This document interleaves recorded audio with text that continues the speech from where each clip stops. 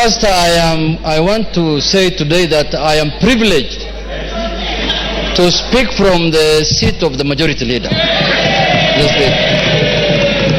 Because, Mr. Speaker, even when I sat on the seat, it is very warm, Mr. Speaker, unlike mine, which was very cold, Mr. Speaker. I didn't know the seats of Parliament have different warmth, Mr. Speaker. But, Mr. Speaker, I don't foresee myself leaving this seat anytime soon. I don't see myself leaving this one anytime. But having said, Mr. Speaker, as you are aware and as you have alluded to, Mr. Speaker, there is a court ruling. A ruling of court of consisting of 3-judge bench, Mr. Speaker. Mr. Speaker, a court ruling has only got 2 decisions, Mr. Speaker. There is no third way about it. One is to obey it, and secondly, if you have any avenue of appeal, you exercise that right of appeal, Mr. Speaker. There is no third way about it, Mr. Speaker.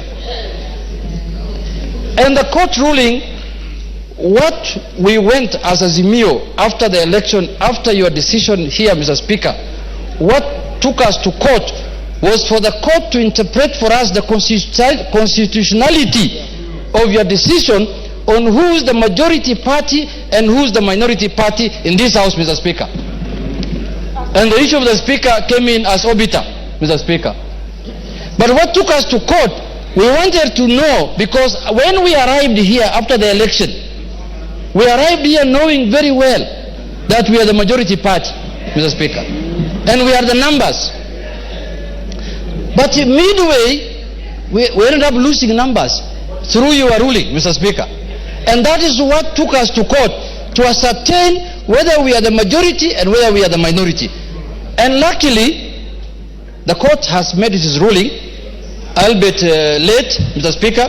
We expected this ruling much earlier than this time, Mr. Speaker. But it is better late than never.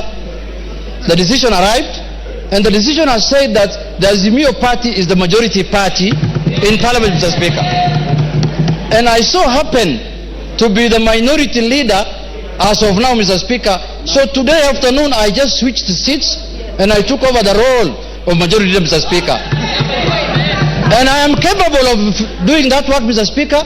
I have the capacity, I have the qualifications, I have the capabilities, I have the numbers in the House, Mr. Speaker, to lead, Mr. Speaker. I have everything what it takes, Mr. Speaker, to be the majority leader of this House, Mr. Speaker.